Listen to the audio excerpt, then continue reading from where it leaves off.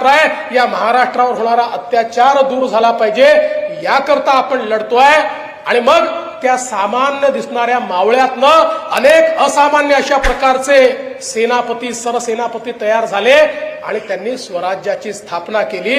म्हणून छत्रपती शिवाजी महाराजांना आपण युगपुरुष मानतो।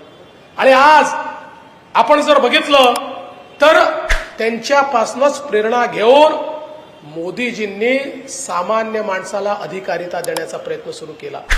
आता मुठभर लोकांचं राज्य नाहीये, आता मुठभर लोकच राजकारण करतील असं नाहीये।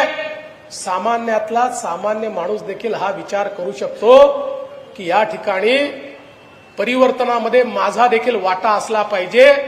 आणि सगळ्या लोकांना, ज्या लोकांनी लोकशाहीमध्ये कधी सहभाग देखील घेतला नव्हता, अशा लोकांना लोकशाहीमध्ये सहभागी करून घेण्याचं काम हे माननीय मोदीजींनी केलंय।